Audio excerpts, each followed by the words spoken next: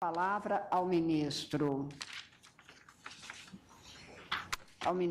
Gilmar Mendes para o seu voto e, na sequência, colherei os votos dos demais.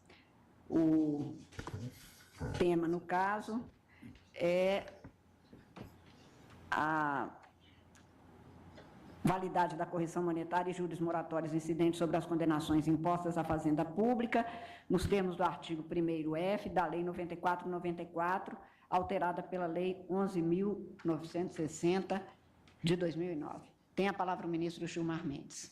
Presidente, vou fazer um breve resumo, porque as posições já estão definidas.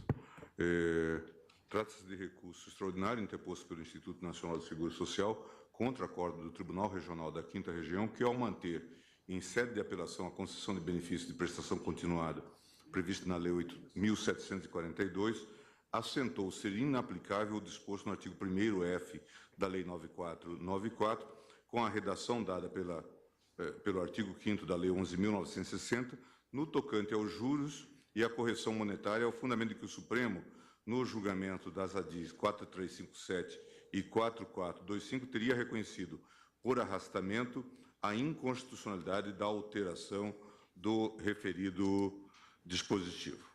Eu estou, então, presidente, fazendo uma análise sobre a questão, em voto que vou fazer juntar, e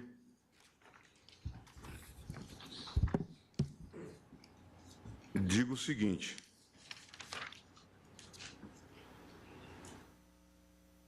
sobre essa questão, que é extremamente séria na perspectiva que se coloca essas nossas intervenções no sistema econômico financeiro. Eu estou dizendo o seguinte: a jurisprudência desta Corte, quanto à atualização monetária, ao longo do tempo, sofreu significativa modificação. Num primeiro momento, quando a desvalorização da moeda ainda não era tão expressiva, afirmava-se que a correção monetária somente poderia ocorrer em face de autorização legal. Essa era a jurisprudência, tem um precedente, entre outros, do ministro Bilac Pinto. Posteriormente, quando o problema monetário agravou-se, passou-se a entender que o princípio da legalidade conviveria com a correção monetária sem lei expressa, no caso de dívida de valor, e mais ainda que a atualização visava contemplar a preservação do valor devido sob o ângulo real e não simplesmente nominal, consoante comprovam vários precedentes. Portanto, no mesmo sentido da jurisprudência desta Corte, defendo que a atualização monetária faz-se necessária de modo a preservar os valores patrimoniais e, consequentemente, o direito fundamental de propriedade, se nós entendemos que a própria propriedade aqui é protegida no valor patrimonial que está expresso.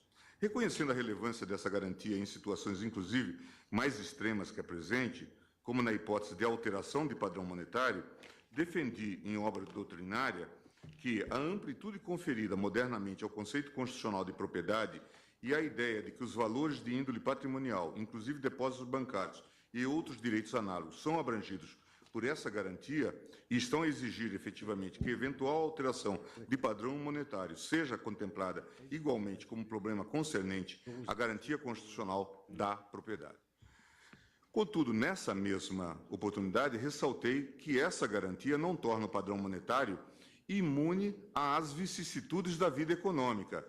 Evidentemente, é a própria natureza institucional da garantia outorgada que permite a legítima intervenção do legislador na ordem monetária com vistas ao retorno a uma situação de equilíbrio econômico-financeiro. Assim, estou a defender que a extensão da garantia constitucional da propriedade aos valores patrimoniais não lhes outorga uma imunidade contra eventuais alterações da política econômica. E nesse sentido, eu destaquei, em obra doutrinária, de resto, eventuais providências de conteúdo conformativo restritivo por parte do legislador poderão afetar negativamente algumas posições patrimoniais sem que o atingido possa invocar qualquer pretensão indenizatória. É a própria natureza da garantia conferida pelo direito constitucional que possibilita e autoriza a redefinição do conteúdo do direito ou a imposição de limitações a seu exercício. Com efeito, o tema é mais delicado do que parece. Inclusive, num dos debates, manifestei minha preocupação sobre o assunto. e dizia: então, o tema é de uma delicadeza enorme, e não simplesmente declarar a inconstitucionalidade colocando em risco todo o sistema que funciona há anos. Também é um problema da indexação, porque o raciocínio que diz que o índice tem que medir a inflação, ou traduzir nesse limite, na verdade, eleva a uma completa escalada, ou seja, passa a ser um direito fundamental a indexação da economia, o que não pode ser, em qualquer hipótese, razoável. A meu ver, se prevalecer nesta Corte o voto afastando a TR das atualizações monetárias das condenações judiciais da Fazenda Pública, como propôs o relator, estaremos a definir judicialmente índice de correção monetária, se não a declarar a própria inconstitucionalidade da TR, decisão esta que poderá refletir em diversos outros institutos regulados pelo índice, como a própria caderneta de poupança. Eu sei que de vez em quando nos animamos. No caso, por exemplo, da ADIM, dos precatórios, nós saímos a comparar índices para dizer se este era mais elevado do que aquele, o que não é nosso papel, para dizer que aquela emenda constitucional violava algum tipo de direito. Inclusive, é importante ressaltar que se encontra pendente de julgamento nesta Corte questão relativa à aplicação da TR nos depósitos das contas vinculadas ao FGTS, na DIN 5090, da relatoria do ministro Barroso. Relembro que, na ocasião do julgamento da questão de ordem nas ADINs 4357 e 4425, embora estivesse apenas a julgar a modulação temporal dos efeitos da declaração de inconstitucionalidade, o ministro Barroso, em seu voto, manifestou-se no sentido de que merece temperamentos a ideia de que a adoção de um índice, em qualquer medida inferior à inflação de determinado período, importaria automaticamente violação ao direito de propriedade. E disse mais: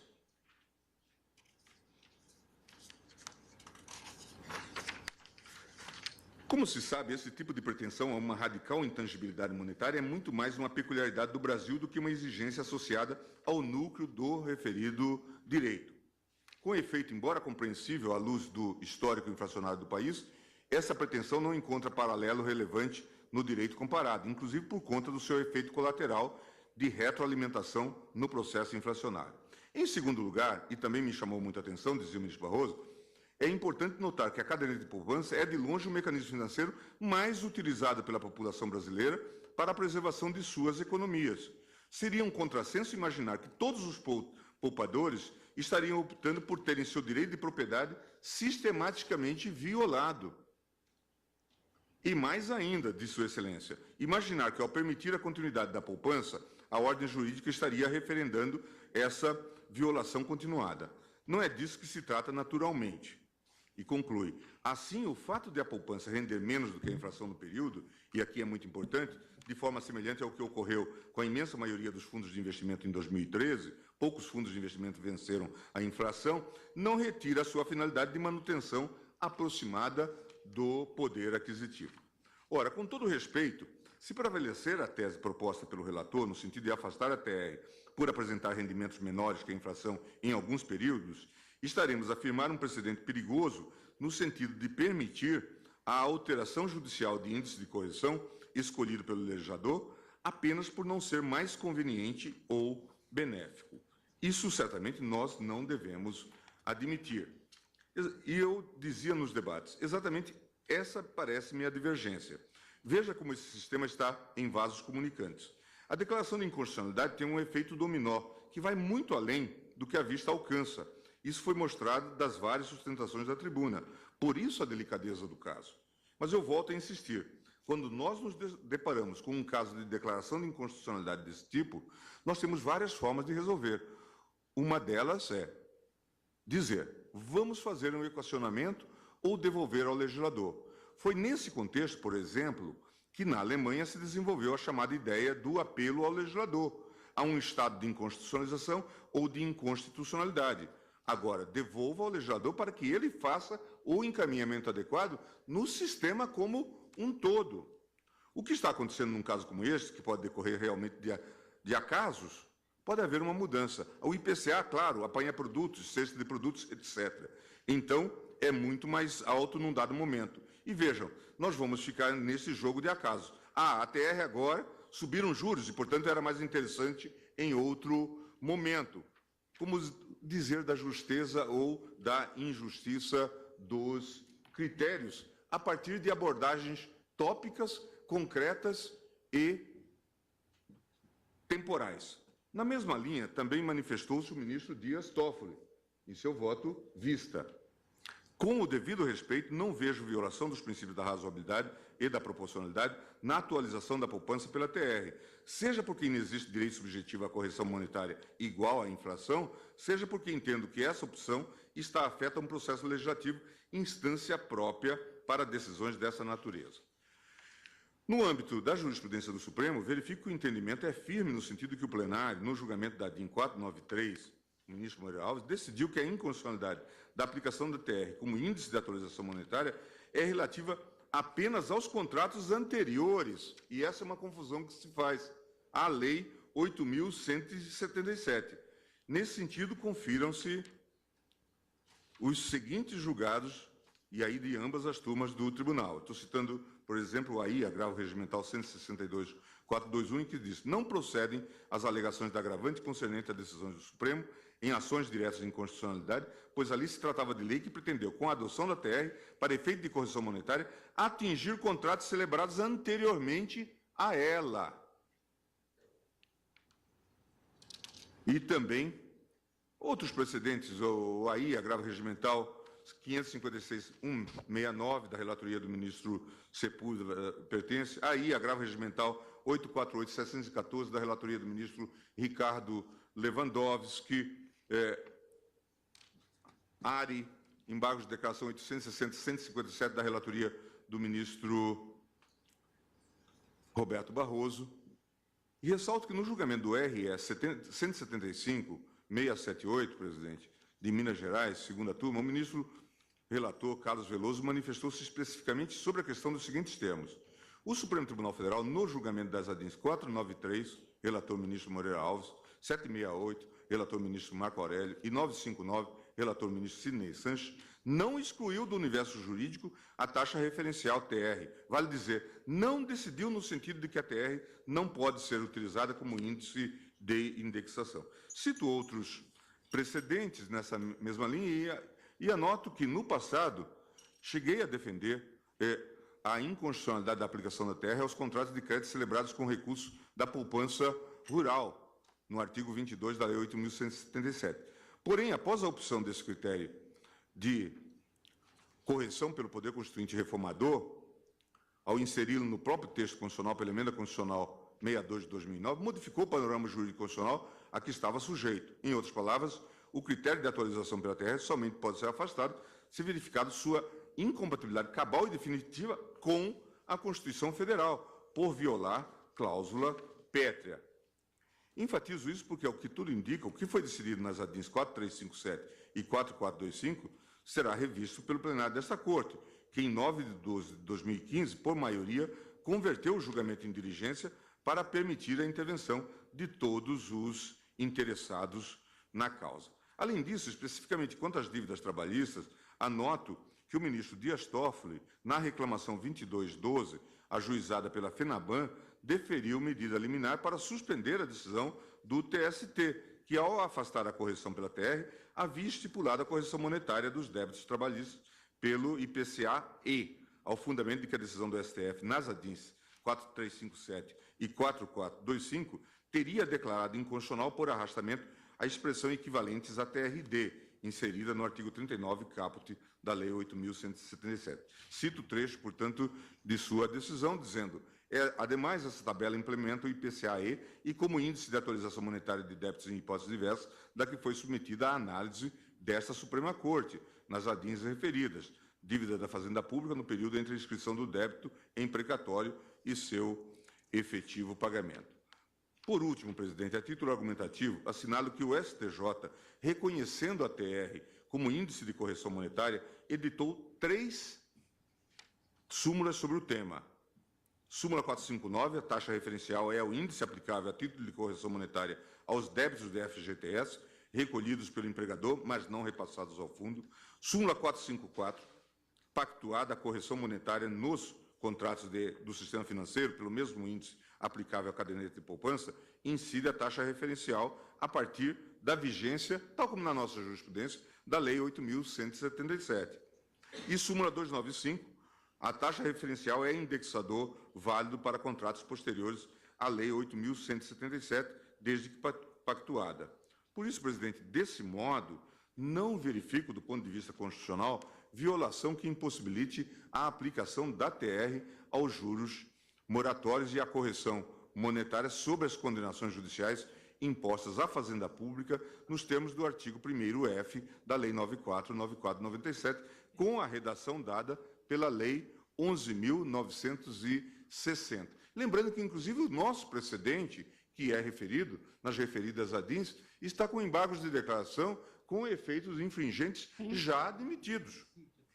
Por isso, eu estou dando provimento integral ao recurso extraordinário, na linha do voto do ministro Teori, que foi o primeiro a dar integral provimento ao recurso extraordinário. Presidente, apenas para ressaltar um aspecto. Pois não. É interessante considerar-se a balança e os dois pratos existentes. Os débitos para com a Previdência são corrigidos pela taxa Selic. No entanto, quanto a uma prestação assistencial, que é a prestação do artigo 203 da Constituição Federal, se pretende que se observe índice que não corresponde no tocante à reposição do poder aquisitivo da moeda à inflação do período. Senhor presidente, pela ordem que eu fui relator do feito, Sim, até manifesto uma certa surpresa de ter sido invertida a pauta, mas, de toda maneira, eu só queria fazer uma síntese. E, como eu disse, ministro, apenas para explicar que Vossa Excelência é o relator, que, ao chegar aqui, é que havia esse pedido de mas preferência. Não há problema. Está na pauta. Sim. Então, isso é o quanto basta. Eu só queria destacar, senhor presidente, que naquela oportunidade nós tivemos os votos, o meu voto de relator, o voto do Ministério de São Faquim, o voto do ministro Luiz Roberto Barroso, o voto da ministra Rosa Weber, exatamente pelo provimento parcial do recurso para determinar a correção monetária pelo IPCA, mantendo-se a aplicação dos juros de mora pela caderneta de poupança na forma do artigo 1F da Lei 94/94/97, por tratar-se de relação tributária, de relação não tributária. E aqui, no momento da síntese, nós fizemos exatamente essa observação que agora o ministro Marco Aurélio se referiu. Nós estabelecemos, naquela oportunidade, ainda com votos faltantes, 2 votos faltantes, me falha a memória, o ministro Ricardo Lewandowski e o ministro decano Celso de Mello. Então, a proposição foi exatamente essa, o artigo 1º-F da Lei 94, com a redação dada pela 11.960, na parte que disciplina os juros moratórios aplicáveis à condenação da Fazenda Pública, é inconstitucional, ao incidir sobre débitos oriundos de relação jurídica tributária, aos quais devem ser aplicados os mesmos juros de mora pelos quais a Fazenda Pública remunera seu crédito tributário em respeito ao princípio constitucional da isonomia. E, segundo o artigo 1º-F da Lei 9494, com a redação dada pela Lei 8.960, na parte que disciplina a atualização monetária das condenações impostas à Fazenda Pública, segundo a remuneração oficial da caderneta de poupança, revela-se inconstitucional ao impor restrição desproporcional ao direito de propriedade, uma vez que não se qualifica como medida adequada a capturar a variação dos preços da economia, sendo inidônea promover os fins a que se destinam. Então, aí, ao final, um parágrafo, a fim de evitar qualquer lacuna sobre o tema, e com o propósito de guardar coerência e uniformidade com o decidido pelo Supremo Tribunal Federal nas ações declaratórias de constitucionalidade 4357 e 4425, resultado já definitivo, entendo que devam ser idênticos os critérios para a correção monetária de precatórios e de condenações da Fazenda. O vento que venta lá tem de ventar cá. Naquela oportunidade, a Corte assentou que, após 25 de maio de 2015, todos os créditos inscritos em precatórios deverão ser corrigidos pelo IPCA, e nesse sentido é que eu votei pela aplicação do aludido índice a todas as condenações impostas à Fazenda Pública, qualquer que seja o ente federativo que se cuide.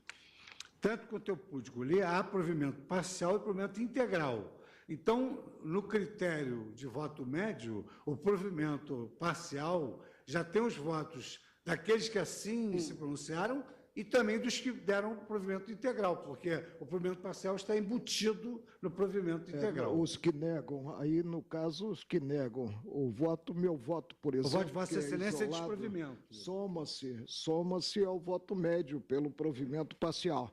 E eu digo que, apanhado o período 2009 a 2015, há uma diferença aí substancial, de cerca de 30% a 35%. E serão os beneficiários da assistência que sofrerão esse prejuízo? Exato. Não tem sentido. Pois não. Só para relembrar, senhora presidente, Claro. agradeço a oportunidade. Eu que agradeço a intervenção de Vossa Excelência. Ministro Ricardo Lewandowski. Senhor presidente, eu trago um longo voto, farei um resumo, na verdade, o resumo do resumo. Ministro Lewandowski, Pois só não? um dado. Tem estudos que demonstram, por exemplo, que a poupança, mesmo com a correção da TR, em razão, inclusive, da isenção que ela tem de impostos, ela rende mais, ao fim e ao cabo, do que vários fundos de renda fixa. Não cabe a nós, julgadores, ficarmos elegendo esses índices. Só gostaria de deixar isso. Isso é uma função do legislador. Pois não. Ministro Ricardo Lewandowski. Assim como o com a legislador isenta de impostos determinadas aplicações e outras não. Senhor presidente, eu vou pedir vênia àqueles que pensam em contrário e vou acompanhar integralmente o relator. E vou fazer um breve arrazoado no seguinte sentido. Eu me reporto àquilo que foi decidido pela Corte na ADI 4.357, de relatoria do ministro Aires Brito e redator para o acórdão o ministro Luiz Fux.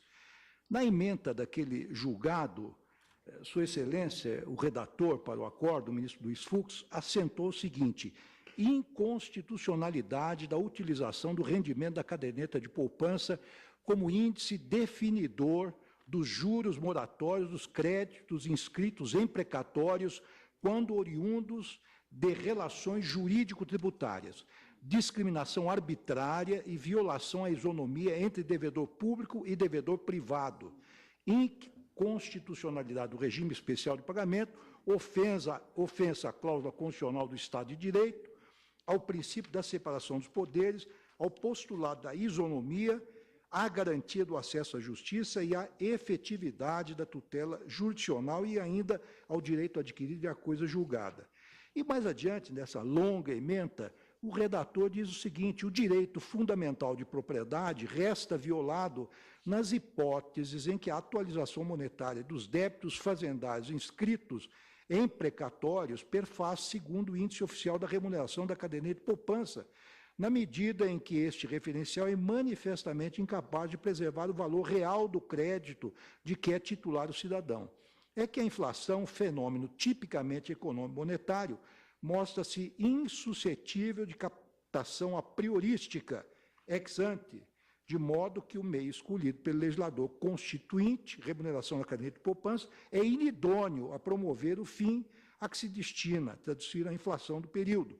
A quantificação dos juros moratórios referidos ou relativos a débitos fazendários inscritos em precatórios segundo o índice de remuneração da caderneta de poupança vulnera o princípio constitucional da isonomia. E continua. Aí digo eu, senhor presidente, quanto aos juros moratórios, mantenho o entendimento desta Corte para dizer o seguinte, que nas relações jurídico-tributárias, eu fixo os mesmos índices, os mesmos juros de mora aplicados à fazenda pública na remuneração dos créditos tributários. Nas relações jurídicas não tributárias, eu estabeleço índices de remuneração da caderneta de poupança. Quanto à correção monetária, e coerente com a manifestação por mim exarada no julgamento da referida ADI 4.357, de relatoria do ministro Aires Brito, redator para o acórdão do ministro Luiz Fux, concluo pela inconstitucionalidade do artigo 1F da Lei 9.494/97, com a redação que lhe foi dada pela Lei 11.960/2009, que fixa a correção monetária segundo os índices de correção monetária da caderneta de poupança, tendo em vista, basicamente, ofensa ao direito de propriedade. Há uma diminuição flagrante, a meu ver, do patrimônio do credor da fazenda, no caso do Instituto. Nesse sentido, eu cito o trecho de uma manifestação minha, naquela ação direta de inconstitucionalidade, nos seguintes termos. Eu disse, em ocasião, que eu entendo que a correção monetária deve, sim, fazer-se não pelos índices oficiais da caderneta de poupança, até porque aqueles que acompanham o noticiário econômico dos últimos tempos têm visto que os índices de caderneta de poupança estão abaixo da inflação. Neste ano, não. Com a queda de juros, data vênia, eu tenho dados aqui e posso fazer leitura. Então, nós estamos numa Nós montanha... não podemos ficar nessa gangorra. Nós estamos numa conforme montanha russa, seja esse então. ou seja Aí, aquele. no Com a caso- no devida caso vênia, no ministro caso- Lewandowski, com a devida vênia, os números desse ano, com a queda de juros, demonstram que o melhor investimento hoje tem sido a poupança. Tá certo. Então, vamos fazer a correção dos débitos relativos à fazenda pública também pela poupança. Se isto for decidido assim, eu também retiro tudo que escrevi e disse e vou acompanhar o voto divergente. Mas acontece que essa não é a realidade. Quer dizer, há um locupletamento da fazenda em detrimento do contribuinte ou do segurado, no caso do Instituto de Previdência Social. Lamentavelmente, é disso que se trata neste caso. Então, eu continuo, senhor presidente, nesses termos, e feito essas considerações, mais uma vez pedindo vênia, acompanho integralmente o voto do ministro relator, Luiz Fux, para dar parcial provimento ao recurso e, fundamentalmente, para fixar o IPCA-E como índice de correção monetária a todas as condenações impostas à Fazenda Pública como voto. Presidente, só para fazer uma observação. Por favor. Este caso é resultado, ainda, me parece, daquele precedente anterior já referido dos precatórios, que eu considero a decisão mais desastrosa que nós produzimos em todos os tempos, em termos econômicos. É aquele caso em que nós desarrumamos todo o sistema. A própria Ordem dos Advogados, que impugnou, a ADIM depois descobriu que tinha feito um grande assassinato do próprio direito e do próprio sistema. E nós estamos agora a reproduzir isso em linha de dominó. Por quê? Porque isto vai repercutir sobre todo o sistema. Daqui a pouco nós vamos estar rediscutindo isso. Eu não gosto de fazer previsões apocalípticas, porque elas acabam acontecendo. Daqui a pouco nós vamos estar rediscutindo isso, porque certamente estamos lançando de novo uma bomba atômica sobre o sistema. Porque isso vai repercutir sobre, como já aconteceu com o precatório. Nós desarrumamos um sistema bem feito. E naquela época saímos a medir. A TR é melhor do que o IPCA é melhor do que o INPC, e coisa do tipo. Como se pudéssemos ter isso como controle. Quer dizer, como se pudesse ser isso o controle de constitucionalidade, de emenda constitucional. E a emenda anterior também foi tão desastrosa assim? Porque o Supremo também declarou inconstitucional. Não, o Supremo nem declarou inconstitucional, houve uma liminar num aspecto e ficou por aí. Aqui, nesse caso, estava havendo pagamento. Os credores disseram que estavam recebendo. Tanto é que Vossa Excelência teve que dar uma liminar para dizer que voltava a emenda enquanto não se soubesse o que ia fazer. Mas por quê? Porque não estavam pagando nada. Não, porque se estava pagando. Não estava pagando nada. Depois do Estava se nosso pagando. ministro, pararam o pagamento, e este foi o problema. Claro, porque pararam o pagamento. Na hora que o tribunal declara que é inconstitucional, é óbvio que para o pagamento. Pois é, então, a liminar veio por causa disso. Mas, enfim, colhidos os votos, a compreensão é um pouco diferente de cada um. Ouvimos o voto do ministro decano Celso de Mello. Senhora Presidente, também tenho o voto na matéria e vou pedir vênia aos que pensam em sentido contrário para, no caso, acompanhar a manifestação do eminente ministro relator. Consequência, mantenho em parte o acórdão objeto desta impugnação recursal emanado do TRF da 5ª Região, dando parcial provimento ao recurso extraordinário para, de um lado, reconhecer o caráter eminentemente assistencial da relação jurídica que está, ora, em debate, tendo em vista o seu caráter, a sua natureza não tributária. E também, de outro lado, senhora Presidente, determinar a atualização do benefício de prestação continuada segundo o índice de preço ao consumidor amplo especial, o IPCA-E, não é, desde a data fixada na sentença, mantendo os juros moratórios de acordo com a remuneração da caderneta de poupança, tal como estabelece o artigo 1º-F da Lei 9494/97, na redação que lhe deu a Lei 11.960 de 90.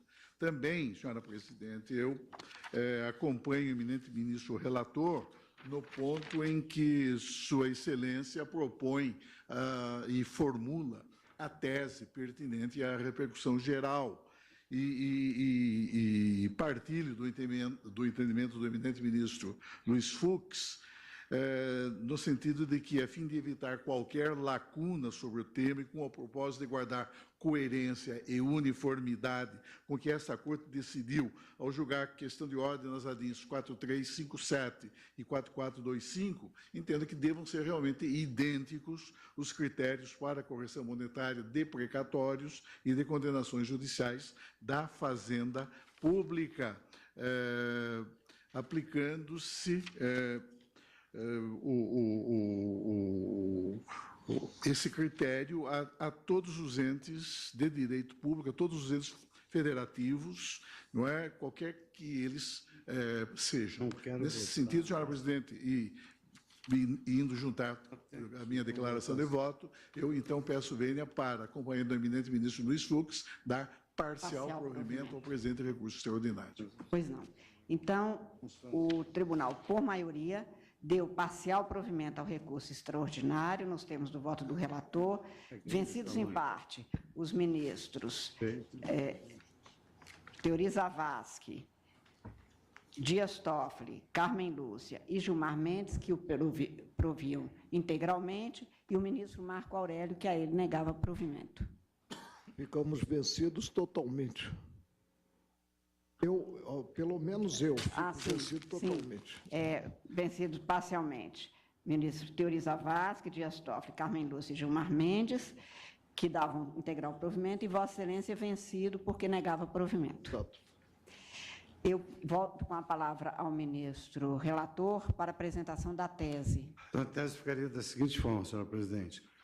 O artigo 1º-F da Lei 9494/97, com a redação dada pela Lei 11.960, na parte que disciplina os juros moratórios aplicáveis às condenações da Fazenda Pública, é inconstitucional ao incidir sobre débitos oriundos de relação jurídica não tributária. Vou passar isso a Vossa Excelência. Ponto e vírgula. Quanto às condenações oriundas de relação jurídica não tributária, a fixação dos juros moratórios, segundo o índice de diminuição da caderneta de poupança, é constitucional na forma do artigo 1F da lei, com a redação da Lei 11.960. Então, eu faço a distinção entre relação jurídica tributária e não tributária. E a segunda tese, são duas teses aqui, porque trata de juros e correção monetária. Sim. O artigo 1F da lei, com a redação dada pela Lei 11.960, na parte que disciplina a atualização monetária das condições impostas à Fazenda Pública, segundo a remuneração oficial da caderneta de poupança, revela-se inconstitucional ao impor restrição desproporcional ao direito de propriedade, entre parênteses, artigo 5º, inciso 22º da Constituição Federal. Pois não. Eu passo as mãos de Vossa Excelência. Eu colho os votos sobre a tese. Ministro... Presidente, eu não votei na ação, então... Sucedeu o ministro Edson Fachin. Acompanho o eminente relator. Ministro Roberto Barroso. De acordo, presidente, com o relator. Ministra Rosa Weber. De acordo, presidente. Ministro Toffoli. Vencido, eu acompanho o relator quanto à tese. Ministro Lewandowski. De acordo. Ministro Gilmar. Ministro Marco Aurélio. Tese é da maioria, não é da minoria isolada, né? Por isso, voto contra a tese. Ministro... Já me anteciparam, senhora presidente, acolho a proposta formulada pelo eminente ministro Fux. Também eu acompanho e passa a ser essa a tese formulada, que será encaminhada imediatamente, assim que publicada, a todos os tribunais do país. Também, para continuidade de julgamento, apregou a questão de ordem no inquérito 4483, procedente do Distrito Federal e relatado pelo ministro Edson Fachin, tendo-se nas anotações que, após o relatório e as sustentações orais, o julgamento foi suspenso. Ficamos, portanto, hoje de iniciar com o voto do eminente ministro relator, a quem passo a palavra. Senhora Presidente, eminentes pares, peço licença, senhora Presidente, para subscrever as palavras que Vossa Excelência dirigiu à eminente Procuradora-Geral da República, doutora Raquel Doge, a quem também saúdo, associando-me em tudo e por tudo aos cumprimentos que a nossa eminente Presidente dirigiu a Vossa Excelência e, portanto, seja muito bem-vinda a esse colegiado. Senhora Presidente, trouxe à apreciação do colegiado esta questão de ordem, versando sobre 2 pontos específicos que já fiz referência no relatório e aos quais também já referências foram feitas por ocasião das sustentações orais realizadas aqui da tribuna pelos ilustres advogados aqui presentes e também na sessão do dia 13 último pelo então representante do Ministério Público Federal. Digo em síntese, senhora Presidente, agora já no voto, e vou procurar sumariar, eu tenho um voto de pouco mais de 2 dezenas de páginas, mas a questão central, sem embargo, da sua respectiva e compreensível gravidade, pode merecer um desate que me permite fazer uma síntese do voto. Mas, de qualquer sorte, à guisa de introdução, digo que em 5 de setembro, próximo passado, nos autos que aqui menciono, e a ambiência na qual se formalizou o acordo de colaboração premiada entre o Ministério Público Federal e executivos do Grupo JIF, o Procurador-Geral da República noticiou a instauração de procedimento visando a eventual rescisão ou revisão dos ajustes diante de suspeitas de que os colaboradores teriam agido de má-fé ao não revelar como obrigados estariam todos os fatos criminosos de que tinham conhecimento. Diante de tal fato, a ilustre defesa do investigado, presidente Michel Temer, pleiteia que esta Corte Suprema promova, abre aspas, sustação do andamento de eventual denúncia apresentada contra o senhor presidente da República, até que as investigações sobre os gravíssimos fatos sejam concluídas, bem como o agravo regimental na arguição de suspeição número 89 seja julgado pelo plenário desse pretório excelso, fecho aspas. Sendo assim, acrescento ainda a guisa de introdução, cumpre enfrentar o tema ora posto, diante da noticiada possibilidade de rescisão do acordo, sob uma dupla perspectiva. A primeira diz respeito, em nosso modo de ver, à amplitude da cognoscibilidade das matérias defensivas opostas pelo presidente da República, à eventual denúncia contra si oferecida por crime comum, antes do juízo político a ser levado a efeito pela Câmara dos Deputados. A segunda decorre dos efeitos de eventual rescisão, total ou parcial, do acordo homologado de colaboração premiada na esfera jurídica dos delatados. Anoto que ambas as questões jurídicas já foram enfrentadas por essa Suprema Corte em mais de um momento, ainda que quanto à primeira em situações apenas de similaridade. Colhe-se, entretanto, oportunidade para reafirmar os precedentes desse Supremo Tribunal Federal, visando a conferir o bom andamento dos processos, nos exatos termos do que dispõe o inciso 3º do artigo 21 do Regimento Interno desta Corte. Assim, o primeiro tema a ser arrostado como premissa se relaciona diretamente à possibilidade do Supremo Tribunal Federal antecipar-se à Câmara dos Deputados na análise de teses defensivas oponíveis à denúncia ofertada pelo Procurador da República em face do Presidente da República. Ao deduzir questão preliminar de natureza técnico-jurídica, a defesa pretende, em fase ainda anterior à de resposta preliminar, prevista no artigo 4º da Lei 8.038 de 1990, que o Judiciário exerça um juízo técnico-jurídico prévio ao político, o qual está constitucionalmente, este juízo político, o qual está constitucionalmente reservado à Câmara dos Deputados.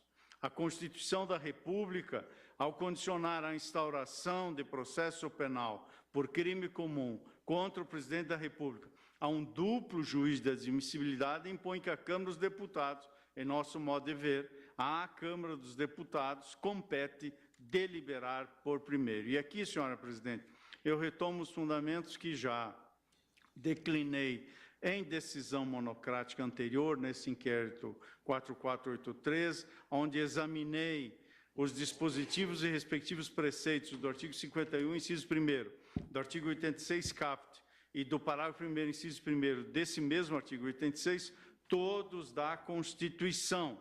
E ali assentei e aqui reproduzo que a Câmara dos Deputados realiza um juízo predominantemente político de admissibilidade da acusação, enquanto o Supremo Tribunal Federal compete realizar um juízo técnico-jurídico. E entendo que o juízo político a ser efetivado pela Câmara dos Deputados deve preceder a análise jurídica por parte do Supremo Tribunal Federal. E, em seguida, faço aqui no voto, senhora presidente, uma reflexão e adoto um caminho de interpretação sobre o sentido da expressão instauração do processo, que está no inciso 1º do artigo 51 da Constituição. E, a partir daí, confrontando, ou melhor dizendo, colocando em exame diante do próprio caput do artigo 86, indico nesse ponto o entendimento segundo o qual somente após a autorização da Câmara dos Deputados é que tem cabimento dar sequência à persecução penal no âmbito do Supremo Tribunal Federal. O memorial que nesta data recebi da ilustre Procuradora-Geral da República, doutora Raquel Doge, no item 7º, vai também nessa direção, dizendo que não há lugar, portanto, para impugnar a viabilidade da denúncia fora desse rito constitucional antes da decisão da Câmara dos Deputados, assentou a eminente Procuradora-Geral. Portanto, eu estou aqui sumariando esta direção, dizendo que, condicionando o processamento do Presidente da República à autorização da Câmara dos Deputados, tem a Constituição justamente a finalidade de proteger a soberania do voto popular, impondo que quem for eleito pelo sufrágio só seja afastado do exercício de seu mandato com a autorização dos representantes do próprio povo. Essa é a razão, acrescento neste voto que estou a sumariar, essa é a razão também pela qual a Constituição Federal elegeu a Câmara dos Deputados para realizar esse juízo político. Eis que se trata da Casa do Congresso Nacional, tradicionalmente associada à representação do povo, e é, portanto, imperativo constitucional próprio das democracias. Pois, assim, e por essas razões, foi que, em decisão monocrática em oportunidade anterior, indeferi o pedido da Procuradoria-Geral da República, que então estava voltado a notificar ao Presidente da República para apresentar a resposta prevista no artigo 4º da Lei 8.038, e isso previamente ao envio do feito à Câmara dos Deputados. Considerei, naquele momento, além disso, que não caberia a esta Corte, após o oferecimento da denúncia e antes da eventual autorização da Câmara, a promoção de qualquer ato processual que não fosse meramente ordinatório. E aqui reproduzo, senhora presidente, os argumentos que lá utilizei, fazendo citação, inclusive, apenas à guisa de sustentação, ao que consta do artigo 217 do regimento da própria Câmara dos Deputados em matéria de instalação do respectivo procedimento. E, naquela decisão, também tomei fundamentação doutrinária e aqui trago a colação e peço licença ao ministro Alexandre de Moraes para citar obra de sua autoria, que já é conhecida, segundo a qual, diz o eminente ministro, professor Alexandre de Moraes, abro aspas, nos crimes comuns, o Presidente da República será processado e julgado pelo Supremo Tribunal Federal, depois que a Câmara dos Deputados declarar procedente a acusação, exercendo o juízo de admissibilidade político. Autorizada a instauração pela Câmara dos Deputados, o relator, antes do recebimento ou da rejeição da denúncia ou da queixa, mandará notificar o acusado para oferecer resposta escrita no prazo de 15 dias. Estou a citar a 33ª edição da obra de Direito Constitucional, as páginas 524 e 527. Portanto, e em síntese quanto a este ponto, a fase de resposta aberta com o prazo de 15 dias para apresentação de defesa, prevista no artigo 4º da lei citada, já 8.038, é o primeiro momento, em nosso modo de ver, que o investigado exerce sua defesa judicialmente. E o despacho do relator que determina a referida notificação inaugura a fase de defesa. Eu estou, portanto, indicando nesse primeiro ponto, senhor presidente, que colho a interpretação também da redação original da própria Constituição, no parágrafo 1º do artigo 53, antes da emenda constitucional 35 e depois da superveniência dessa emenda constitucional em 2001, quando, a seu tempo, os membros do Congresso Nacional não poderiam ser processados criminalmente sem a prévia licença da sua casa. E esse Supremo Tribunal solicitava, tradicionalmente, a autorização do Poder Legislativo, previamente, a notificação para apresentação da resposta. Cito aqui dezenas de precedentes desta Suprema Corte nesse sentido, estão todos mencionados em meu voto, e também menciono, por analogia que me parece legítima, a situação que decorre do contexto quando vigorava perante essa Suprema Corte, e cito isso analogicamente apenas, a compreensão segundo a qual as constituições estaduais era constitucionalmente legítimo exigir, por simetria do Poder Judiciário, a obtenção de prévia licença das Assembleias. E cito aqui o voto do nosso decano, eminente ministro Celso de Mello, no habeas corpus 80.516. Esse cenário se alterou, mas estou resgatando esses dois elementos históricos para, neste ponto, então, concluir que, não cabendo a esta Suprema Corte proferir juízo de admissibilidade sobre a denúncia oferecida contra o presidente da República, antes do exame da autorização ou não pela Câmara dos Deputados, igualmente entendo que não cabe proferir juízo antecipado a respeito de eventuais teses defensivas, cuja ambiência própria entendo ser o momento previsto no artigo 4º da Lei 8.038 de 1990, o qual prevê a apresentação da resposta à acusação após o momento ali referido. E, portanto, assim entendo que se pode desatar, e é o que trago à colação desse colegiado, coerente com a decisão anterior que eu já houvera tomado.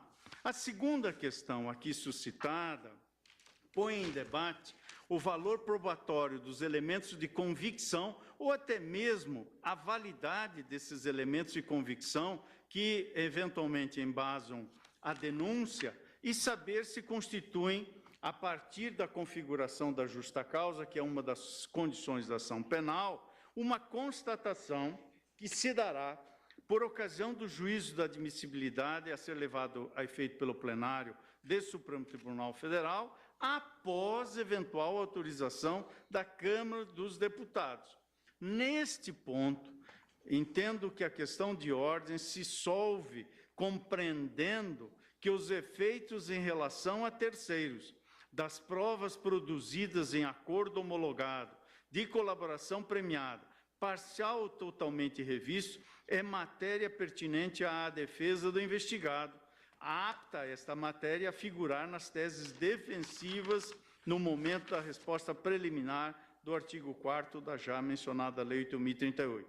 Ainda que com denominação diversa, a ilustrada peça apresentada pela douta defesa sobre o título de questão de ordem, em meu modo de ver, antecipa a discussão de mérito judicial somente cognoscível nesta Corte, se e após eventual juízo positivo acerca da condição de procedibilidade pela Câmara dos Deputados, se esse eventual juízo positivo for proferido.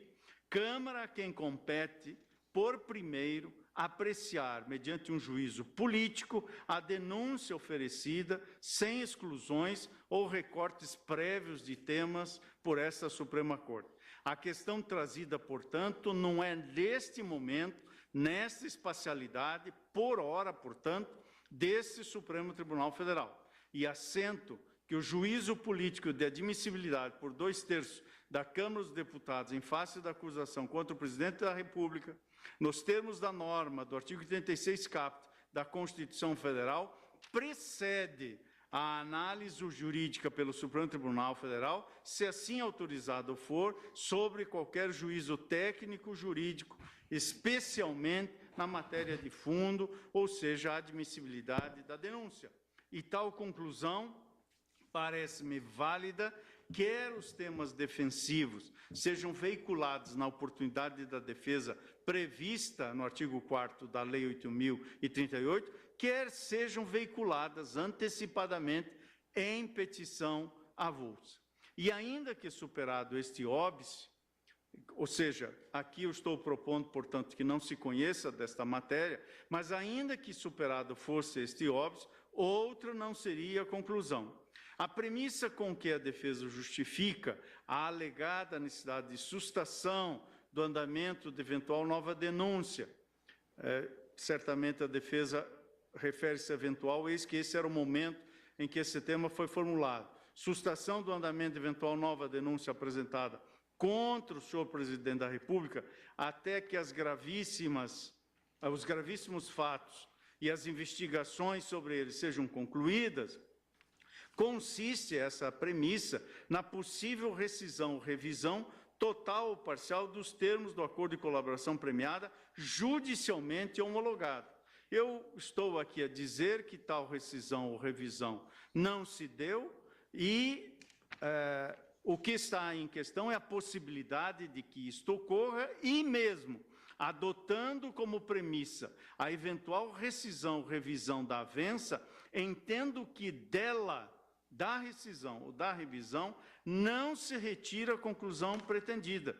E aqui adoto o que eu entendi ser a base do voto condutor do eminente ministro Dias Toffoli ao julgar o habeas corpus, que constitui o paradigma das decisões nessa matéria, nesta Suprema Corte, habeas corpus 127.483, julgamento de 28 de agosto de 2015, onde Sua Excelência, eu reproduzo diversos trechos, permito-me ressaltar que o eminente ministro Dias Toffoli aqui expressamente registrou que a homologação judicial de acordo de colaboração premiada não significa em absoluto que o juiz admitiu como verídicas ou idôneas as informações eventualmente já prestadas pelo colaborador e tendentes à identificação de coautores ou partícipes da organização criminosa e das infrações por ela, a organização praticadas, ou à revelação da estrutura hierárquica ou da divisão de tarefas da organização criminosa. E mais adiante, assentou Sua Excelência, por se tratar de um negócio jurídico processual personalíssimo, o acordo de colaboração premiada não pode ser impugnado por coautores ou partícipes do colaborador na organização criminosa e nas infrações penais por ela praticadas, ainda que venham ser expressamente nominados no respectivo instrumento quando do relato de colaboração e seus possíveis resultados. O acordo de colaboração, e isto acrescentou o ministro Dias Toffoli, como negócio jurídico personalíssimo, não vincula o delatado e não atinge diretamente a sua esfera jurídica. Res inter alios acta. E assim, ali assentou Sua Excelência, corroborando essa assertiva, aduziu, ainda que o colaborador, por descumprir alguma comissão do acordo, não faça jus a qualquer sanção premial por ocasião da sentença, suas declarações, desde que amparadas por outras provas idôneas, poderão ser consideradas meio de prova válido para fundamentar a condenação de coautores e partícipes da organização criminosa. Nesta direção, e como disse, só estou citando isso caso superado aquele óbice, colacionam-se nessa direção alguns julgados, que aqui cito, diversos, a principiar pelo julgamento unânime da composição plenária desta Corte, em 3 de março de 2016, no inquérito 3983, relatado pelo saudoso ministro Teori Zavascki, nesta mesma direção, em 5 de abril de 2016, na PET 5885, também da relatoria e redação, o voto da lavra, portanto, do saudoso ministro Teori Zavascki, nessa mesma ordem de ideias, em 27 de setembro de 2016, idem, estou aqui a citar, e há decisões monocráticas, permito-me citar por todas, a decisão que colhi no mandado de segurança 34831 de nosso decano, nosso eminente decano, o ministro Celso de Mello, julgamento em 4 de agosto de 2016, onde Sua Excelência abre um item próprio para tratar da ilegitimidade ativa de terceiros para o efeito de impugnação do acordo de colaboração premiado. Diz Sua Excelência que, considerada a pretensão mandamental deduzida pela parte ora impetrante, ali se tratava de mandado de segurança, que a jurisprudência plenária dessa Suprema Corte firmou-se no sentido de recusar em favor de terceiros legitimidade ativa ad causam para questionar a validade jurídica do ato que homologou o acordo de colaboração premiada celebrado entre o Ministério Público e seus agentes colaboradores.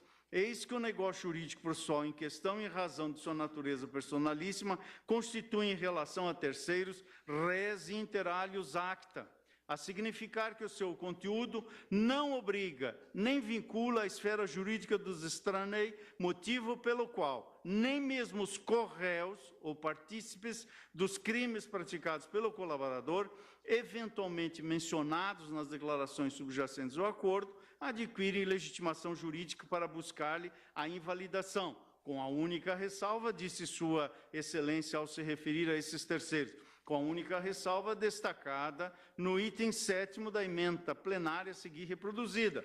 E o item 7º, ao fazer referência ao habeas corpus 127483 da relatoria do eminente ministro Dias Toffoli, assentou: nos procedimentos em que figurarem como imputados os coautores ou partícipes delatados no exercício do contraditório, poderão confrontar em juízo as declarações do colaborador e as provas por ele indicadas, bem como impugnar a qualquer tempo as medidas restritivas de direitos fundamentais eventualmente adotadas em seu desfavor. Esta é a citação que faço do nosso decano, e esse entendimento, em meu modo de ver, vem sendo observado em sucessivas decisões monocráticas, e cito aqui mais de uma dezena de decisões que mencionam número respectivo do feito e data da decisão, bem como da respectiva publicação em Diário da Justiça eletrônico. Então, senhora presidente, esse segundo aspecto, embora eu tenha adentrado